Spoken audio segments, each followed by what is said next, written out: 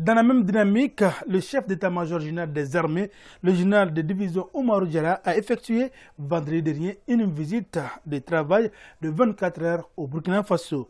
Cette visite de travail et d'échange précède celle du ministre de la Défense et des anciens combattants, colonel Sadio Kamara. Qu'il faut comprendre de cette visite?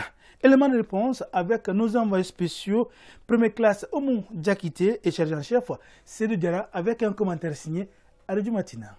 L'armée malienne et celle du Burkina Faso mutualisent leurs efforts. Elles multiplient des séances de travail dans le but de vaincre le terrorisme transfrontalier.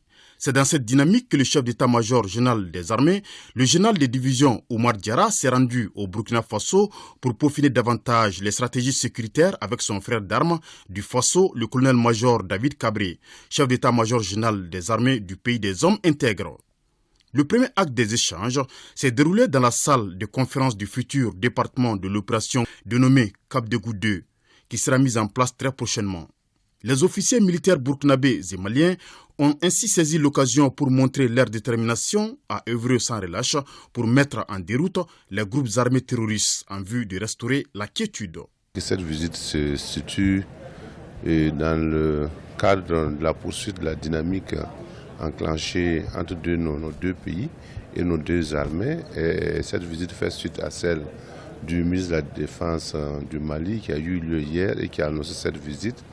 Et elle nous a permis aujourd'hui d'échanger sur les concepts des opérations que nous avons réfléchi depuis l'année passée et leur mise en œuvre.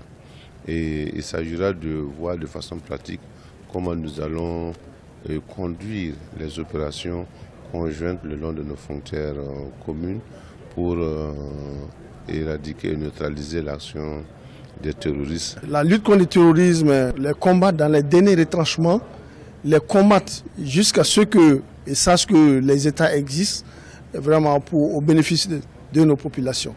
Donc nous partons vraiment très réconfortés. L'accueil que nous avons reçu ici, les échanges que nous avons eus, et c'est vraiment encourageant. Et nous sommes optimistes. Il n'y a pas d'autre chose, il n'y a pas d'autre solution. Nous allons venir à bout de ces menaces-là. La signature de procès verbal sur le cadre d'échange a aussi marqué les travaux. Les deux personnalités militaires ont également salué la clairvoyance et le leadership de leurs autorités respectives, avant de convenir sur la date du 31 mars prochain comme début de l'opération Cap de Goutte 2. La visite de courtoisie chez le ministre burkinabé de la Défense et des anciens combattants a bouclé cette mission du chef d'état-major général des armées.